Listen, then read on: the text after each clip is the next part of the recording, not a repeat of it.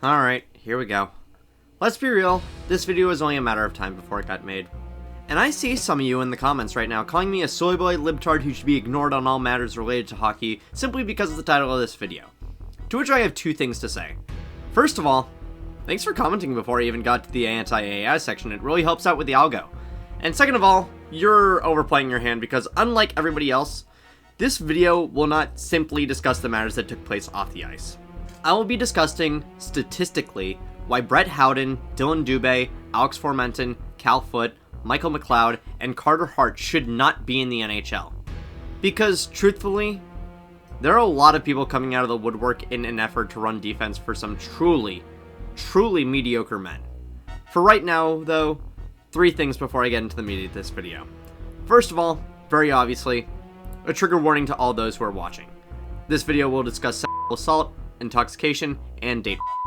Secondly, to appropriately broach this topic, I will be largely refraining from my usual laid-back snark when addressing the actual situation at hand. This is a serious matter and deserves the utmost sincerity, not cheap jokes being made. Third of all, as always, this video is made 100% by me without the use of any artificial intelligence. I write, record, edit, and produce these videos myself. This is a one-person operation. So if you want to uplift the integrity of independent content here on YouTube, leave a like, subscribe, ring the notification bell, and leave a comment down below. This video is almost certain to get demonetized and maybe even deboosted in the algorithm, so I would really appreciate you guys helping out where that's concerned. Now it's time to dive in, and I do kind of feel like providing the context of what these men accomplished in the NHL, or more accurately, didn't accomplish, is important for the flow of the video. So we're going to be starting with McLeod was a bit of a boomer bust prospect coming out of Mississauga. A sharp skater who has a hell of a toolkit with great skating, great passing, great defense, and great speed, but never had a piece de resistance in his skill set.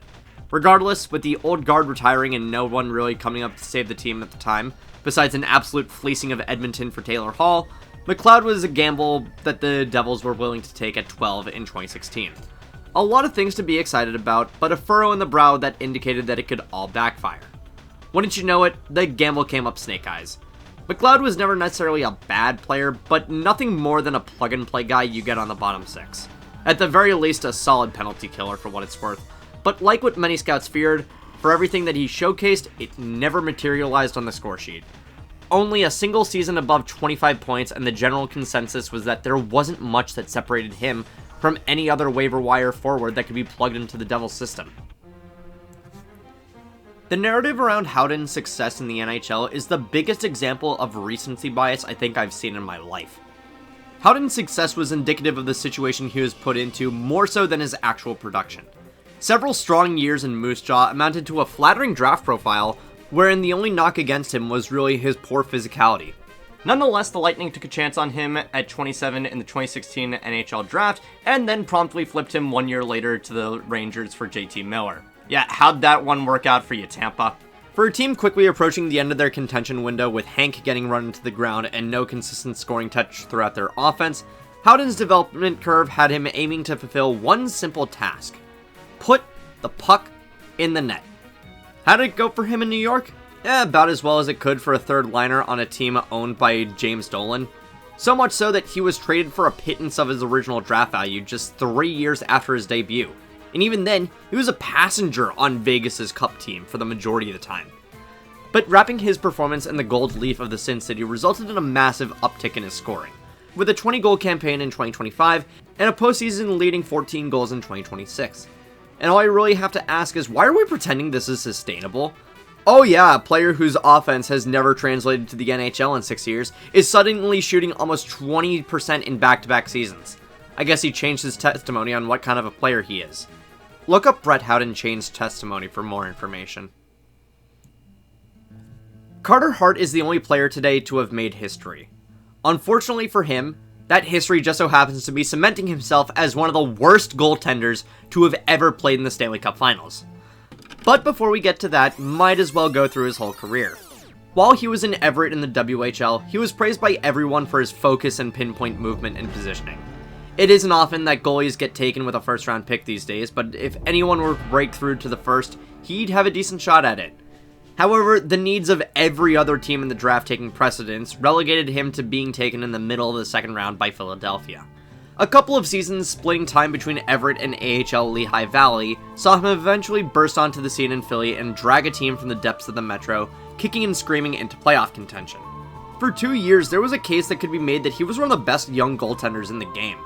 But then it all fell apart underneath him, it being his playing ability. While Philly has never really been good with the whole defense thing, especially after Matt Niskanen retired, Hart's performance was never the same after COVID. It could be argued that he, like Jonathan Toews, has long COVID and that's why he's as mediocre as he is. But the precipitous drop-off from 2020 onwards is still worthy of more than a few raised eyebrows, and Philly fans by year 4 were begging him to be exiled to Siberia or somewhere like that for the crimes of performance fraud. Hell, even after being cleared by the league to be reinstated, he was mediocre at best on Vegas, who actually had a solid defensive structure ahead of him.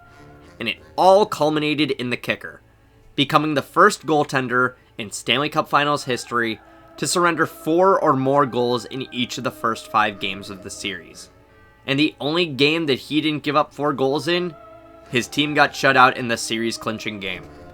When a defensive core in front of you consisting of Braden McNabb, Shea Theodore, Noah Hannafin, and Rasmus Andersson can't stop you from turning in nearly 8 goals saved below expected throughout a series that only went to 6, you might be this little thing we call utter trash.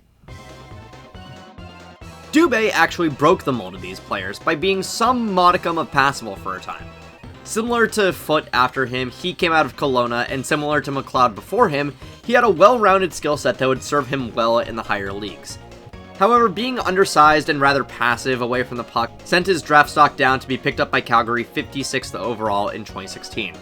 With the team being caught in competitive limbo for years, Dube was enlisted to hopefully bring some sort of scoring depth to the bottom 6. And when he caught his stride, he actually did. While he was almost completely ineffective in his first 3 years in the league, he turned in back-to-back 18-goal campaigns in 2022 and 2023. However, in his last season, he fell off into the depths.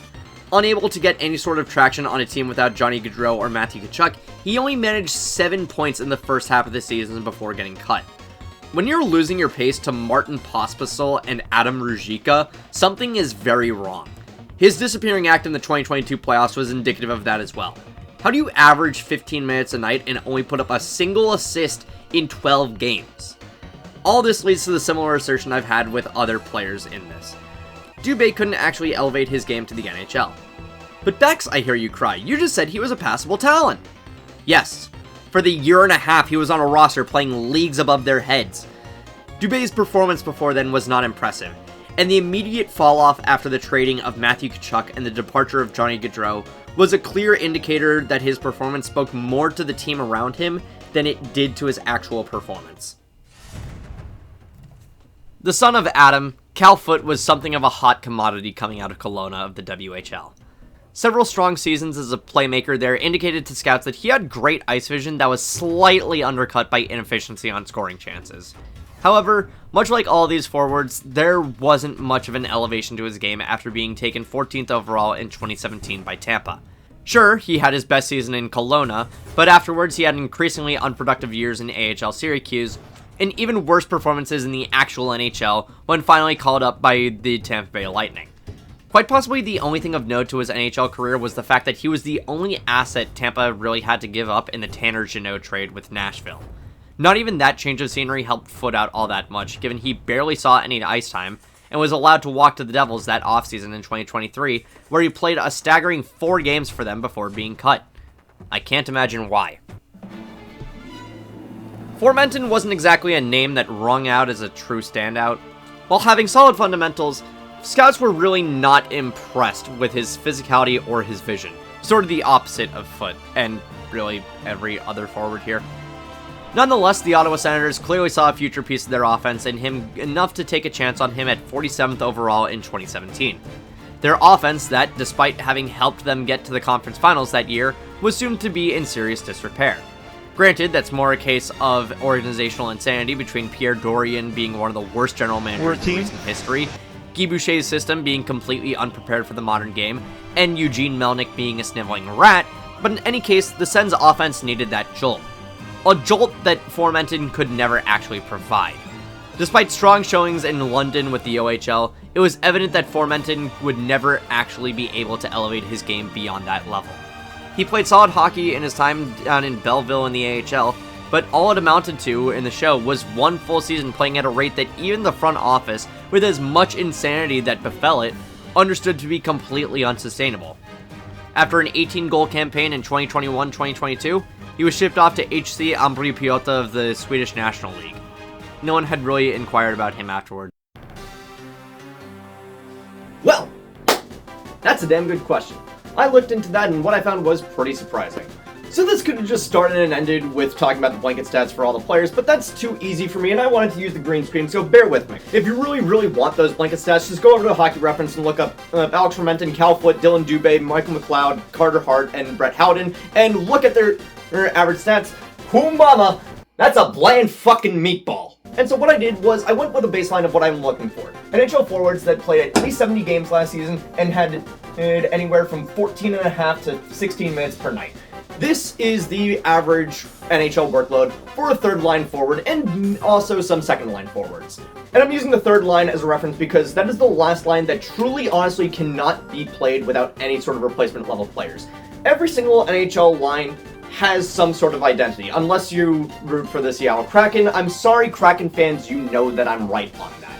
But the third line, truly honestly, is the last line that you need to have everybody playing above replacement level. Fourth line, you can get someone off the scrap heap. Third line, you really can't. So with that criteria in mind, I looked up everybody that I needed to and found 42 players that fit that description, averaging 78.45 games per season. And so the three metrics that are being evaluated here, the goals, the assists, and the points, are being divided by 42 for the amount of players in the sample size, and then multiplied by 82 over 78.45 to get the 82 game average. After doing the math in my notebook and then a calculator, because I was up at 3 a.m. doing this, 78.45 really sucks to divide by, and I had to make sure the Evan Williams wasn't going to my head too much.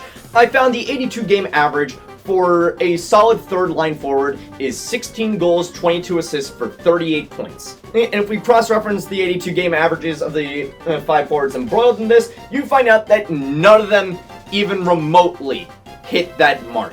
The only one that ticks even a goal box is Formenton, and that was entirely uplifted by an overproductive 21-22 that everybody saw through, even the Sens in their infinite stupidity managed to see through that was not sustainable, and so he's been in Switzerland for the past 5 years.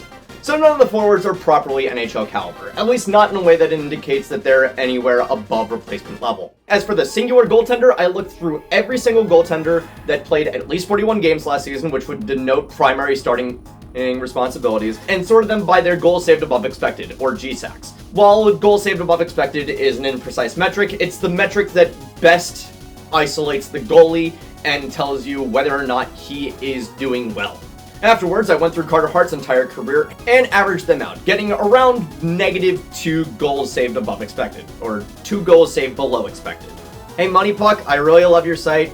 Can we get individual player searches that present the results in browser and not needing to be downloaded to a CSV file? Well, not terrible, and it puts him around the 19th best goaltender in the league between Dustin Wolf and Lucas Dostal. Let's look at the goaltenders below him. You taking Hart over Bobrovsky? Over Ullmark? You taking him over Saros? Hell, with how much he's been doing in the past few years, I'd take Joey Decord over him. Hell, if you could believe it, averaging his goals saved above expected throughout his entire career was actually doing him a favor. If you extrapolate the 18 games that he played during the regular season over 41 games, i.e. the bare minimum to be considered for the sample size, you end up with -9.6 GSACs. If you want an idea of how bad that is, it's actually worse than Jeremy Swayman in 2024-2025, which was so bad that people were thinking that Swayman would get traded immediately after signing an 8-year extension. For his entire career, Hart has been the epitome of inconsistency. Ask anyone before the trial, they'd say he was maddeningly mercurial between the pipes. Maybe only 3 or 4 teams would genuinely take him over their current netminder. And Vegas is one of those teams because they just had no plan in net after they traded Fleury. And looking at it now, after that abysmal Cup Finals performance, I think Vegas fans are just looking at that with a 1,000-yard stare. Like, oh my god, we started this franchise with Fleury in net, and this is where we're at now. So we got out of the way why these guys are literally replacement level players, and the worst hockey fans you know are trying to vouch for them, right? How any success they've all had was fleeting and was indicative of overperformance rather than an actual reflection on their talents. Yeah, I hope you like that, because this is the beat switch. Trigger warning for sexual assault, intoxication, and date head.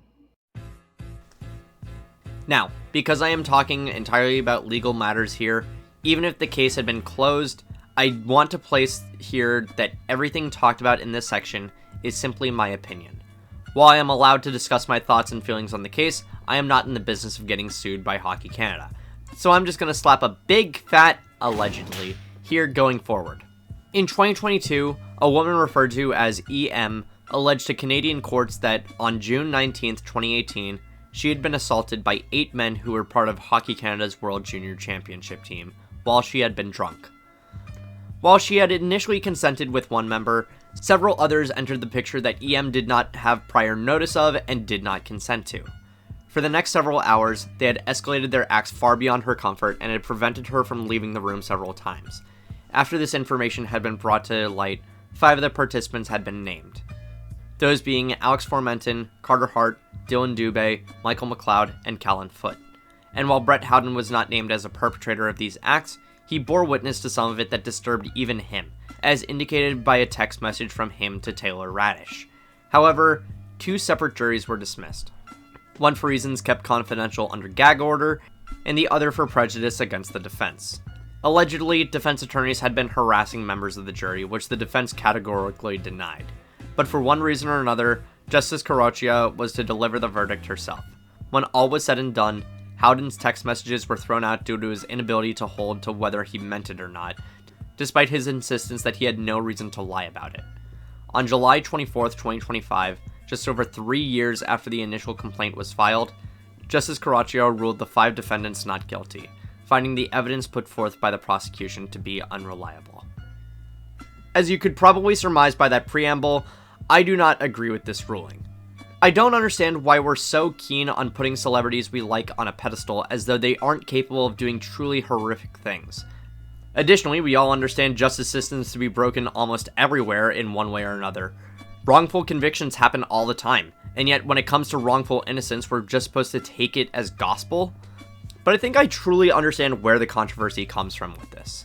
This was not only a trial against these 5 individuals, with Howden's altered testimony. This was a challenge to the boys' club nature of hockey, the same culture that failed Kyle Beach due to the positive things the Blackhawks organization had to say about Brad Aldrich at the time, and a desire to not cause a stir in the locker room during the playoffs. Hockey isn't just a cornerstone of culture in Canada. It's an institution. When you've reached the level of elected government officials attempting to overturn the trading of someone to an American team, the sport transcends any pretenses of simply being a pastime. And as such, many see a criticism of the way the sport operates as an attack on the sport itself. I'll be doing a video addressing this in part later down the line, but time after time it's been made abundantly clear that law and order very rarely exists to protect the vulnerable. It exists to protect capital. And every single motion made in this trial was made to protect the institution that is Hockey Canada. The motion from Hart's attorney to strike Howden's text conversations with Radish from the record was not simply an attempt to protect her client, it was an attempt to protect Hockey Canada. When defense attorneys heckled several jurors to the point where Justice Caroccia had to dismiss them, it was not an attempt to protect their clients, but an attempt to protect Hockey Canada. And when the cover was blown on a slush fund within the organization comprised of player registration fees and misappropriated government funding designed to pay out settlements to victims of sexual assault perpetuated by its talent, it was clear that the money set aside was not meant to simply protect the talent, but to protect Hockey Canada. Whether you believe this to be a woke mob witch hunt or another cover-up by those in power, the primary point of contention was that this case sought to bring justice and accountability to an entity that had been up to, and including this point, immune to either. If there is any justice in this world, none of the 6 men mentioned in this piece will ever play in the National Hockey League again. If there's any justice in this world, the entirety of Hockey Canada will be made to answer for their years of excusing disgusting behavior at every level of their ranks. But we don't. And it's the frustrating nature of the world we live in. Our meager lives are exploited for everything they're worth by those whose bellies are already full. paid pennies on the dollar to come home calloused and broken while they relax in the lap of luxury paid for in our blood. We're held to ridiculous double standards because they can afford to have us take the fall for the heinous acts they get away with. And instead of directing our ire towards them, we're atomized against those who have the least. They find the most vulnerable in society and aim the spotlight on their idiosyncrasies to deflect from their own insanity. And we fall for it every single time. And the tragic part of it is that it works. All 6 of these men have been reinstated by the National Hockey League, with many people not only continuing to root for them, but admonishing EM in the process. All this happened because the Canadian Hockey League and Hockey Canada at large believed they were on top of the world and that they could get away with it. That they were above the law. And beyond the pulling of several sponsors, they proved to us all that that is indeed the case. And so they'll keep on keeping on. But if you think that the players themselves are safe, think again. This sort of boys club atmosphere permeates every aspect of our society. I already mentioned Kyle Beach and how everyone in the Blackhawks locker room knew about the assault and either said nothing or participated in the hazing and othering of Beach. But this also goes down past the leagues we think of. Every level of hockey, from the bigs down to the smallest high schools, is steeped in alpha male personalities, and it hurts everyone. Just a few years ago, Danvers High School in Massachusetts had its hockey program come under fire for fostering a culture rife with bigotry, including encouraging players to shout the hard R with punishment for not following through, getting slapped across the face with adult toys in the locker room, stripping players down in the locker room and touching them with the lights off, and group chats getting leaked suggesting a black classmate be lynched. It's all a part of the domineering attitude that is pushed onto kids as a part of sports. There are only so many spots on this roster, and if you aren't willing to take the lumps that some are far too eager to give you, there are a lot of kids out there chomping at the bit to take your spot. It's the type of abuse, physical, sexual, and emotional, that leads to those kids growing up into adulthood and believing that they were at fault for not standing up for themselves. And for the ones that don't make it, how much recourse do you think they have? The high schools don't care. The CHL certainly couldn't care less. They're fed all these sweet stories of success and glory without any of the caveats that it's all a gamble on their lives. And the house almost always wins in that situation, leaving the bright-eyed does on the side of the road, destitute and with no means of adjusting to the life of those that also didn't make it. Getting back to the entire point of this piece, however, that sort of top-dog posturing is what led to this. Several athletes were afforded an opportunity of a lifetime, believing they were too big to fail because everybody in their orbit told them they were too big to fail. And to protect the sanctity of a massive moneymaker in Canada, they were let off the hook for their misdeeds. The way the world failed EM is sadly not the first instance of this, nor is it the last. Now, obviously, I want those in power to be held to the same standard as us peons are. But this doesn't end by simply removing the toxic people from the situation.